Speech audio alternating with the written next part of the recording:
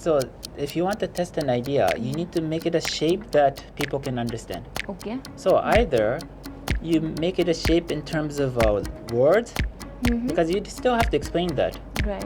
So it might not be directly to your end customer. It can be your colleagues or somebody.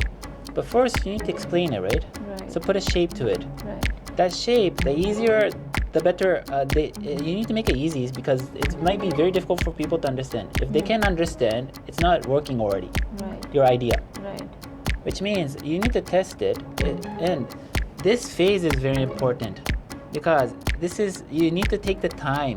The cost is not so much because you're the one doing. Like how I was doing is, you have an idea. It should be like this. You'd be drawing customer journey yourself. Touch point wise, experiences, right?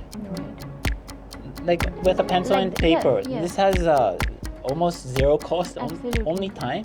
Right. But it's about, we need to spend the time here. Right. Because if you don't, you can have to do a lot of rework maybe. Later. And it will take much more time in the end. Right.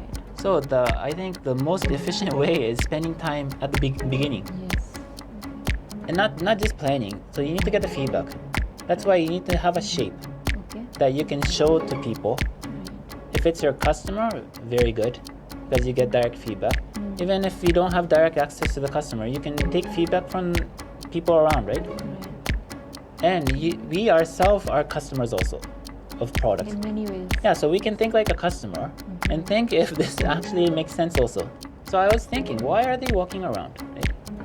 Because coming from Japan, usually the service is provided at the customer, right? One place. Yeah, so you already start to see gaps, right? Maybe the experience can be better, right?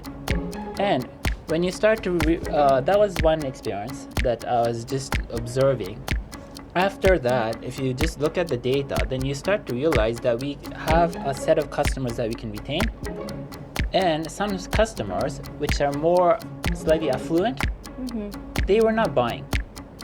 They were not buying. Like we were selling a lot of Swift and Desire back then, like 2 lakhs each. Yes. Those customers, when they go to update, a lot of them were leaving. A lot.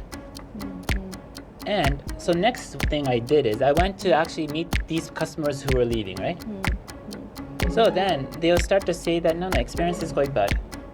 One is product is not there. Second, the experience is not good. You're like, I wouldn't name the bank, but you're like a public bank that takes you from window to window. Right. Because we were a public company also back then, right? So our operation was like that, and you needed to go window by window. They were saying, not me, the customer was saying, you're like this bank. I get it. The experience is not good, right? Okay, and the brand. Okay, I need to have a better brand because I've evolved. My ranking in the company is higher. So these are the 3 things that when you meet the customer that left us, we're saying. Right? So if you want to actually make a new channel and also grow the business, you need to get the heart of these customers, right?